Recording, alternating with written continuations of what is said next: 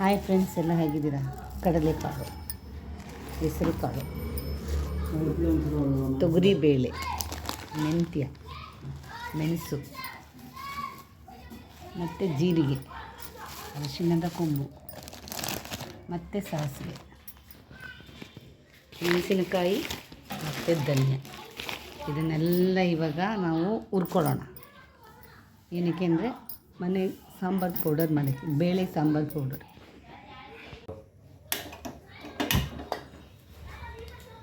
ಬಾಣಲಿ ಕಾಯಿಲಿ, ಫಸ್ಟು ಕಡಲೆಕಾಳು ಹಾಕೋದು.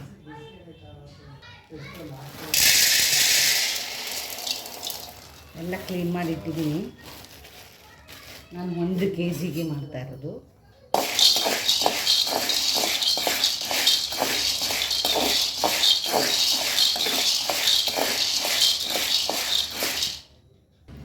ಇದು ಉರಿಲಿಕ್ಕೆ ತುಂಬ ಟೈಮ್ ಹಿಡಿತದೆ. ಅದು ಈ ಥರ ಆಗಬೇಕು. ಈ ಥರ ಆದರೆ ಚೆನ್ನಾಗಿರ್ತದೆ. ಈಗ ಇದನ್ನು ತೆಗೆದುಬಿಡೋಣ. ಈ ಪಾತ್ರೆಗೆ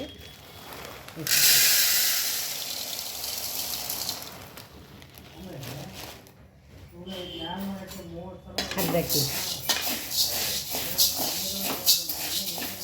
ನಮ್ಮ ಕಡೆ ಎಲ್ಲ ಜಾಸ್ತಿ ಹಾಕೋದು. ಇದನ್ನು ಹಾಗೆ ಹುರ್ಕೋಬೇಕು. ಇದು ಅಷ್ಟೇ ಘಮ ಘಮ ಘಮ ವಾಸನೆ ಬರಬೇಕು. ಇದು ಘಮ ಘಮ ವಾಸನೆ ಬಂದರೆ ತುಂಬ ಖಾರ ಪುಡಿ ಚೆನ್ನಾಗಿರುತ್ತೆ. ಕೆಂಪು ಹುರ್ಕೋಬೇಕು. 1 ವರ್ಷ ಇಟ್ಟು ಸಾಂಬಾರು ಪೌಡ್ರು ನಾವು ಉರಿಯೋದ್ರಲ್ಲೇ ಇರೋದು. ಎಲ್ಲ ಚೆನ್ನಾಗಿ ಹುರಿಬೇಕು. ಘಮ ಘಮ ಘಮ ಘಮ. ಈಗ ಇದನ್ನು ತೆಗೆದ್ಬಿಡೋಣ. ಆಯಿತು. ಅದು ಈಗ ಇದಕ್ಕೆ ಬೇಳೆ,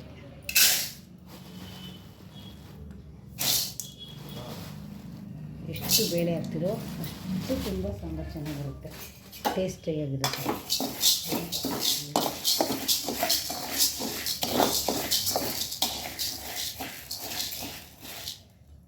ಬೇಳೆನೂ ಅಷ್ಟೇ ತುಂಬ ನೀಟಾಗಿ ಕೆಂಪು ಹುರ್ಕೋಬೇಕು. ಬೇಳೆಗೆ ಸುಮ್ಮನೆಲ್ಲ ಹುರಿಬೇಕು, ಚೆನ್ನಾಗಿ ಹುರ್ಕೋಬೇಕು. ಇದು ಆಯಿತು, ತೆಗೆದ್ಬಿಡೋಣ. ಇದು ಆಯಿತು, ತೆಗೆದ್ಬಿಡೋಣ. ಮೆಂತ್ಯ ಜಾಸ್ತಿ ಬಿಡ, ಮೆಂತ್ಯ ಸ್ವಲ್ಪ ಸಾಕು.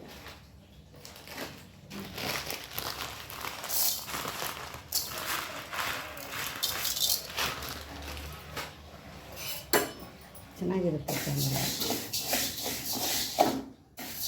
ಇದು ಗಮ್ಮಂತ ಹುರ್ಕೋಬೇಕು. ಮೆಂತ್ಯ ಘಮ ಘಮ ಸೌಂಡ್ ಬರಬೇಕು, ಸ್ಮೆಲ್ ಬರಬೇಕು. ಎಷ್ಟು ಘಮ ಘಮ ಅಂತ ಬರ್ತಾಯಿರುತ್ತೆ. ಸೂಪರಾಗಿ ಬರ್ತಾರೆ. ಚೆನ್ನಾಗಿ ಹುರ್ಕೋಬೇಕು ಕೆಂಪುಗೆ. ನೋಡಿ, ಈ ಥರ ಸಿಡಿಬೇಕು. ಸಿಡಿದ್ರೆ ಆಗಿದೆ. ತೆಗೆದ್ಬಿಡೋಣ. ಈಗ ಮೆಣಸು,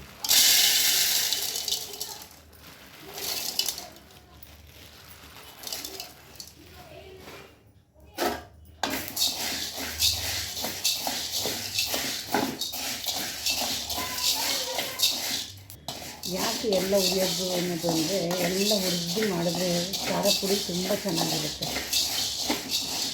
ಮನೆಯದು ಖಾರ ಪುಡಿ ಸಖತ್ತಾಗಿ ಬರುತ್ತೆ. ನೋಡಿ, ಈ ಥರ ಹುರ್ಕೋಬೇಕು. ಆಯಿತು, ಇದು ತೆಗೆದ್ಬಿಡೋಣ. ಸಾಸಿವೆ,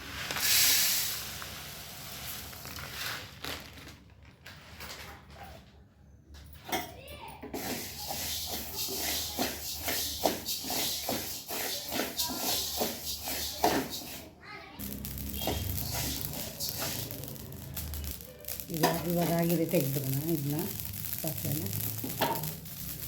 ಈಗ ಜೀರಿಗೆ,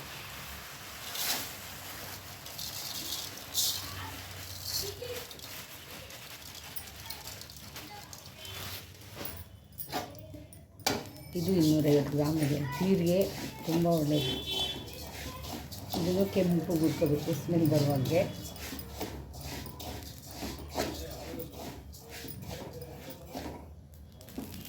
ಇದು ಆಯಿತು. ಈಗ ತೆಗೆದ್ಬಿಡೋಣ ಇದನ್ನು.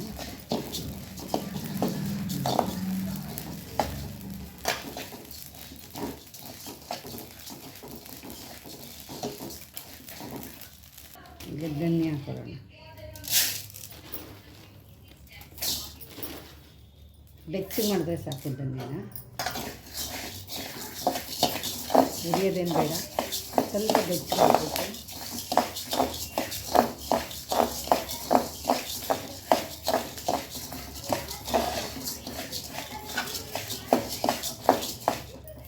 ಕೈ ನಿಂತ್ಕೊಂಡಿದ್ದು ಗೊತ್ತಾಗುತ್ತೆ.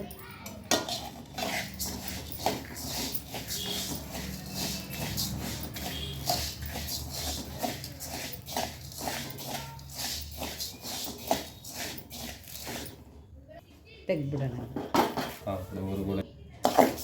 ಎಲ್ಲ ಧನ್ಯನೂ ಹೀಗೆ ಉಟ್ಕೋಬೇಕು. ಸ್ವಲ್ಪ ಬಿಸಿ ಮಾಡ್ಕೊಂಡು ಹಾಕೋಬೇಕು.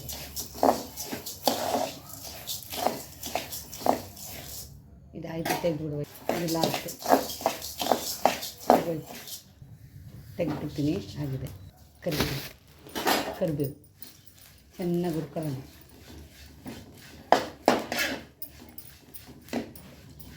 ಮೇನ್ ಬೇಕಾಗಿರೋದೇ ಕರಿಬೇವಿನ ಸೊಪ್ಪು. ಬೇಳೆ ಸಾಂಬಾರಿಗೆ ಭಾಳ ಚೆನ್ನಾಗಿರುತ್ತೆ.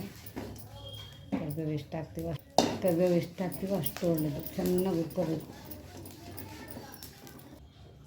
ಆಲ್ಮೋಸ್ಟ್ ನಮ್ಮ ಕರ್ನಾಟಕದಲ್ಲಿ, ನಮ್ಮ ಹಳ್ಳಿ, ಮಂಡ್ಯದ ಹಳ್ಳಿ ಕಡೆ ಎಲ್ಲ ಇದೇ ಥರನೇ ಮಾಡೋದು ಖಾರ ಪುಡಿ. ಕೆಲವರು ಒಂದೊಂದು ಥರ ಮಾಡ್ತಾರೆ. ನಮ್ಮ ಮನೆಯಲ್ಲೆಲ್ಲ ಇದೇ ಥರ ಮಾಡೋದು ಖಾರ ಪುಡಿ. ಸ್ವಲ್ಪ ಬಾಡಿಸ್ಕೊಬಿಟ್ರೆ ಸಾಕು. ಮೆಣಸಿನ್ಕಾಯಿ ಚೆನ್ನಾಗಿ ಒಣಗಿದ್ರೆ ನಾವೇನು ಹುರಿಯೋದೇನು ಬೇಡ, ಹಾಗೆ ಹಾಕ್ಕೋಬೋದು ಮೆಣಸಿನ್ಕಾಯಿನ. ಇದನ್ನು ಸ್ವಲ್ಪ ಬಾಡಲಿ. ಈಗ ಇದಾಗಿದೆ, ತೆಗೆದ್ಬಿಡೋಣ. ಈಗ ಅರಿಶಿನ ಕಲ್ಲು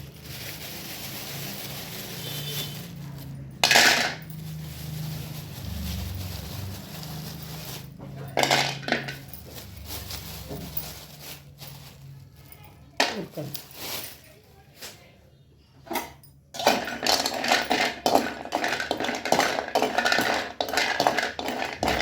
ಎಲ್ಲ ಬಿಸಿ ಮಾಡಿ.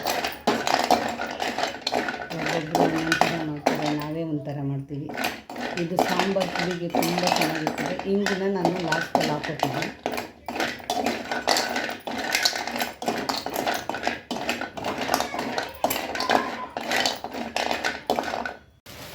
ಮೆಣಸಿನ್ಕಾಯಿ ಕಲ್ಲರ್ಗೆ ಇದು ಸ್ವಲ್ಪ ಬೇಕಾಗುತ್ತೆ.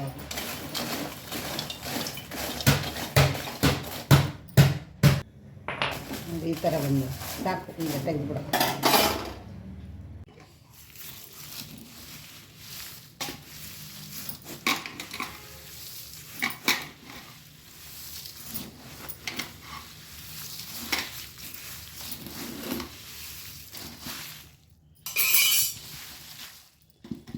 ಹೋಗಿ ಮಿಲ್ಲಿಗೆ ಹೋಗಿದ್ದು ಬರೋಣ.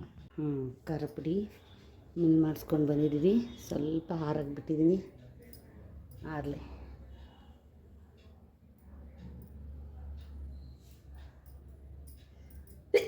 ಸಾಯಿರಾಮ್. ಹಿಂಗೆ ಹಾರಾಕೋಬೇಕು. ಬಿಸಿ ಇರುತ್ತೆ, ಹಾರಾಕಬೇಕು. Sambar powder ready. ನೋಡಿ ಈ ಥರ ಆಗಿದೆ ಮನೆ ಸಾಂಬಾರು ಪೌಡ್ರು.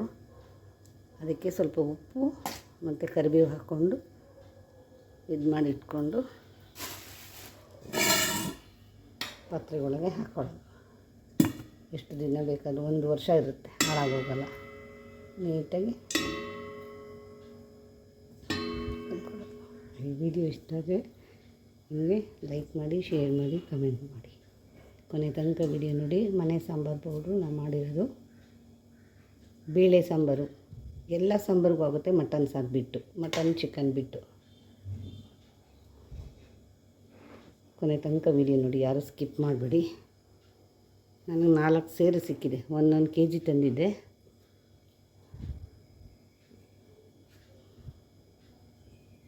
ಥ್ಯಾಂಕ್ ಯು, ಧನ್ಯವಾದ.